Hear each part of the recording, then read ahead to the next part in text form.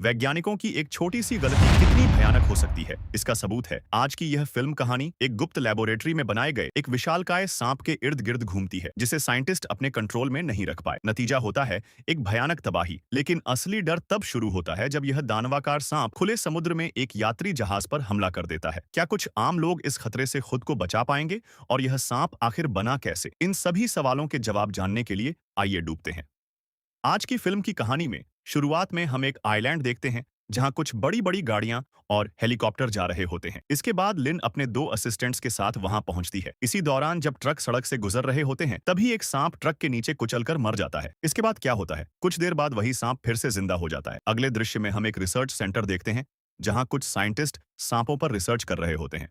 दूसरी तरफ लिन का असिस्टेंट उसे बताता है कि उनका दूसरा एक्सपेरिमेंट भी फेल हो गया है। अगर वे रिसर्च को आगे बढ़ाते रहे तो लोगों को उन पर शक हो जाएगा, और इसी वजह से उनका प्रोजेक्ट भी एलिमिनेट हो चुका है। लेकिन यहाँ डॉक्टर क्यू उन्हें समझाता है कि अगर एक्सपेरिमेंट बंद हो गया तो उन्हें बहुत बड़ा लॉस झेलना पड़ेगा। बाहर कई साइंटिस्ट ट्रक के अंदर से निकाले गए छोटे छोटे सांपों को एक गहरे गड्ढे में फेंक रहे होते हैं, जहां पहले से ही हजारों सांप मौजूद होते हैं। इसके बाद लिन रिसर्च सेंटर के अंदर एक बहुत बड़े सांप को देखती है, जो असल में इसी रिसर्च का नतीजा होता है। ये सांप डॉक्टर क्यू ने ही बनाया था। लिन उन्हें बताती है कि इस एक्सपेरिमेंट के लिए उसने बहुत कुछ किया, लेकिन फिर भी उसे कोई नतीजा नहीं मिला। अब वह लोगों को रिसर्च से जुड़ी सारी इंफॉर्मेशन डिलीट करने का आदेश देती है। साथ ही बाहर गड्ढे में मौजूद सभी सांपों को जलाकर मारने को कहती है। वहां कुछ सोल्जर्स भी होते हैं जो डॉक्टर्स की मदद करते हुए सांपों को जलाने लगते हैं। दूसरी तरफ लिन उस बड़े सांप को विदा कहती है और एक बटन प्रेस करती है। इसके साथ ही उस सांप के शरीर के अंदर कई इंजेक्शन पुश हो जाते हैं। अचानक रिसर्च सेंटर का अलार्म बज उठता है और वह विशाल सांप जोर जोर से चिल्लाने लगता है। उसे देखकर वहां मौजूद बाकी सांप भी चिल्लाना शुरू कर देते हैं। कुछ ही देर में वह बड़ा सांप उस ग्लास चैम्बर को तोड़ने की कोशिश करने लगता है जिसमें उसे रखा गया था। यह देखकर लिन उस सांप के चैम्बर में आग लगा देती है, लेकिन उस विशाल सांप पर इसका कोई असर नहीं होता। दूसरी ओर हम छोटे सांपों को देखते हैं जो बाहर मौजूद डॉक्टर्स और सोल्जर्स पर हमला कर रहे होते हैं। खतरे को समझते हुए लिन अपने दोनों असिस्टेंट्स के साथ वहां से भागने लगती। तभी वहां कुछ सोल्जर्स पहुंचते हैं और सभी डॉक्टर्स पर गोलियां चलाने लगते हैं। सबको मारने के बाद सोल्जर्स वहां मौजूद सारी चीजों को तबाह कर देते हैं।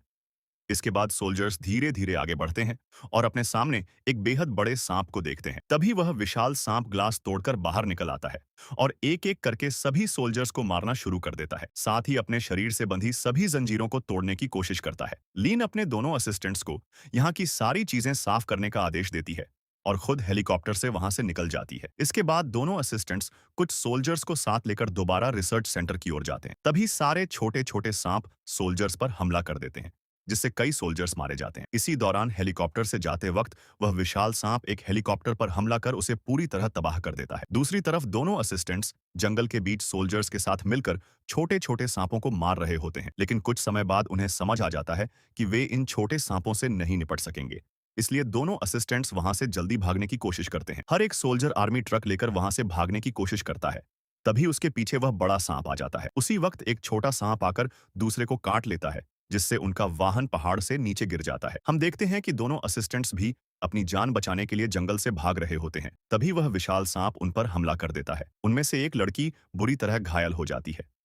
बड़ा सांप उसे मारने ही वाला होता है कि तभी दूसरा असिस्टेंट अपने चाकू से सांप पर वार करता है। इससे वह विशाल सांप लड़की को दूर फेंक देता है और वहां से भाग जाता है। इसके बाद हम देखते हैं कि लड़की की सहेली पहले ही मर चुकी होती है। यह देखकर वह पूरी तरह टूट जाती है। तभी वह विशाल सांप उस पर हमला करता है और उस लड़की को भी मार देता है। इसके बाद हम देखते हैं कि दो सोल्जर्स एक बोट की मदद से वहां से भागने की कोशिश कर रहे होते हैं। किसी तरह वे समुद्र के बीचों बीच पहुंच जाते हैं।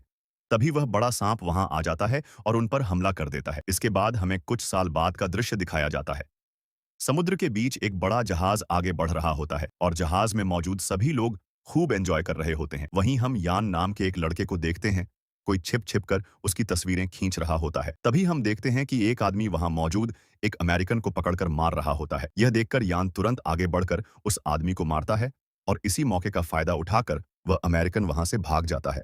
यान उसे पकड़ने की कोशिश करता है, लेकिन इतनी अफरा तफरी के बीच वह आदमी मौका पाकर वहां से फरार हो जाता है।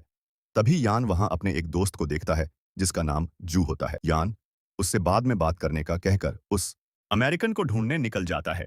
जब वह उसे तलाश कर रहा होता है, तब भी कोई छिप छिप कर उसकी तस्वीरें ले रहा होता है। कुछ समय बाद वह आदमी यान को कुछ समझाने की कोशिश करता है। तभी यान देखता है कि सीढ़ियों से एक कैमरा गिर पड़ता है। कैमरा उठाने के लिए वहां ली नाम की एक लड़की आती है। यह देखकर यान उसके पास जाता है और उसके कैमरा में अपनी कई तस्वीरें देखता है। लड़की यान को बताती है कि वह एक ट्रैवल मैगजीन में काम करती है और उसे यान जैसे फिट आदमी की तस्वीरों की जरूरत है। लेकिन यान उसके कैमरा से अपनी सारी तस्वीरें डिलीट कर देता है। तभी लड़की यान से कहती है कि वह जो ढूंढ रहा है उसका बच्चा उसके पास है। लेकिन यान उसे पूरी तरह इग्नोर करके वहां से जाने लगता है। उसी वक्त हम देखते हैं कि कई सांप जहाज के अंदर घुस आते हैं और एक एक करके लोगों को मारने लगते हैं। लेकिन यान को अब तक इस बारे में कुछ भी पता नहीं होता। अचानक उसके सामने कई सांप आ जाते हैं। यह देखकर ली बहुत ज्यादा डर जाती है।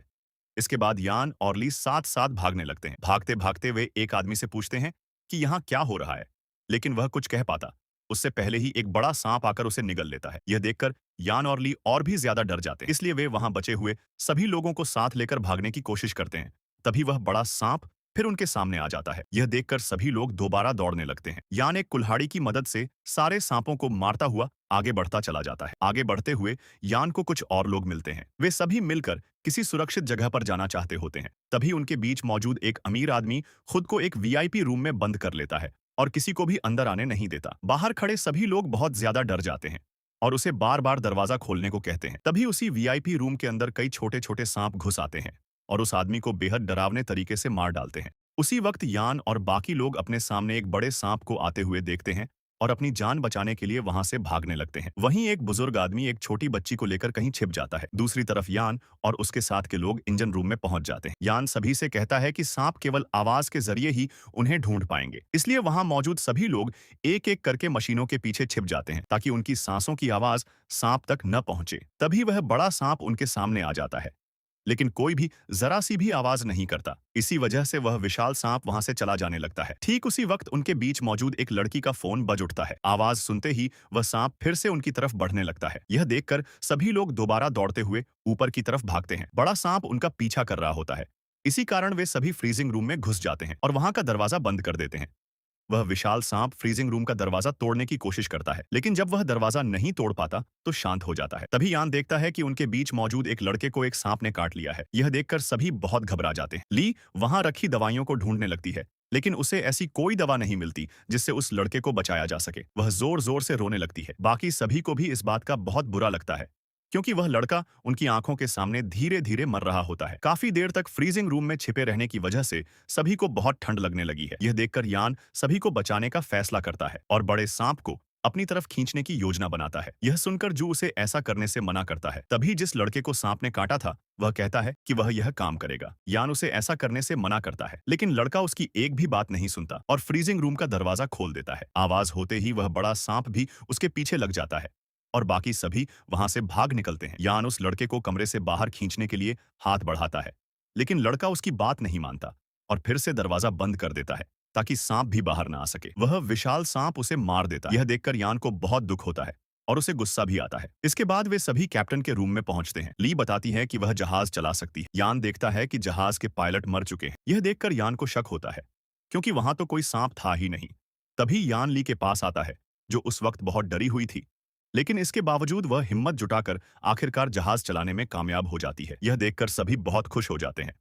तभी ली अचानक जहाज के आसपास एक आइलैंड देखती है और यह देखकर वह बहुत खुश हो जाती है। लेकिन अचानक ही जहाज के सामने एक विशाल सांप आ जाता है और जहाज पर हमला करने लगता है। वही दैत्याकार सांप था जिसे उस लैब में बनाया गया था। यान और जू बाहर आकर उस बड़े सांप को देखते हैं। इतना बड़ा सांप देखकर उनकी हालत खराब हो जाती है और वे फिर से अंदर चले जाते हैं। अब बचने के लिए यान और जू जल्दी से एक बोट को पानी में उतार देते हैं।